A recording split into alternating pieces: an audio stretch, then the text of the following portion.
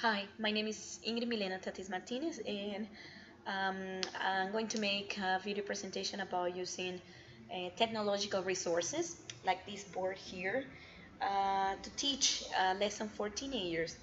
So basically, I would start the lesson by pairing students up or making trios depending on how large the class is. Uh, so I would tell them to talk about all the responsibilities they have, the obligations, or the prohibitions they have at home, school, or any other place they would like to talk about. So I will set the context. I will uh, try to encourage students to talk about something related to the lesson for a few minutes. After that, what I would do is this thing that you see here is an interactive board.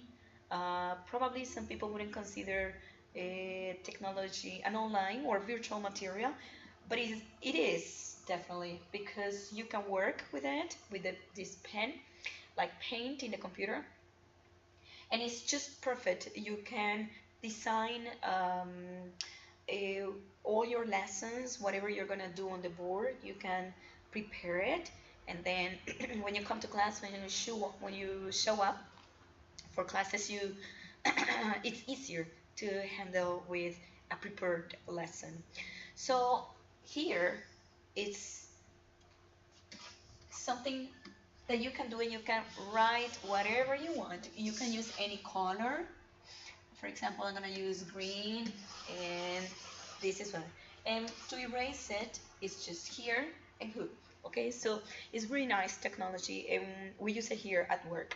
So basically, what I'm going to do after having students uh, talk about their responsibilities, obligations, or prohibitions they have at home or at school or in the park or at the cinema, I'm going to show them what the lesson objective is. And the lesson objective will be know the rules. Okay? So here, I will do this. Sorry. I will do something like this. And then I will have know the rules. Okay? So after this, knowing the rules, and they talked, you can write here all the ideas they came up with during the conversation they had at the beginning of the lesson. So after you write down all the things they came up during those minutes that you gave them to talk about the prohibitions and um, responsibilities they have at a school or home or in the park or cinema, you move on to show them something like this. So rules for, and then we have like a happy face here, and we have some sentences here, and then we have a sad face, and we have some sentences here. So basically the idea is to contextualize, okay, the prohibitions and the obligations.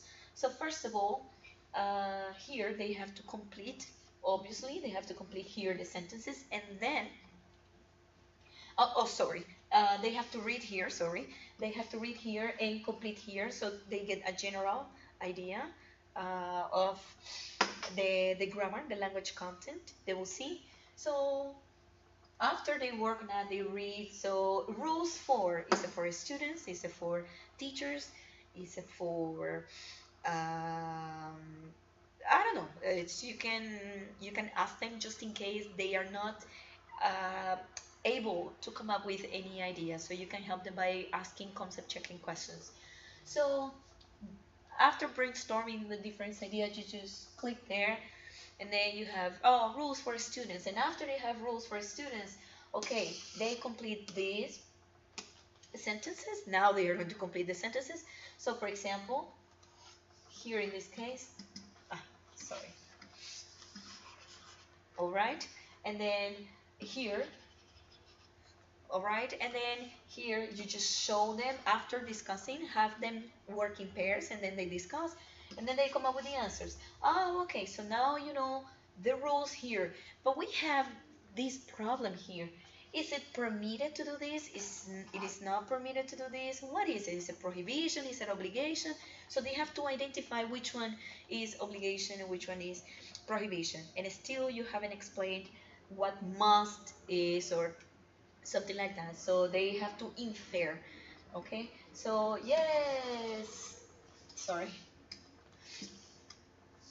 This is for obligations, and this is for prohibitions. So after they infer that this is obligation, this is prohibition, ask them why, how did they know that, and then have them notice the grammar structure or the language item that helped them identify that something was obligation.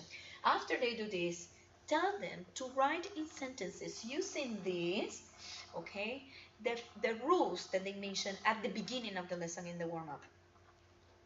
Or something that you can do first, I mean, before that is to make them aware how to use this. For example, you must wear. Do you say you must wear or you must to wear?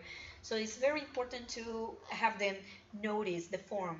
Okay, so before having them practice, they need to write down, notice the form, pronunciation also must, mustn't is very important, and then they will practice.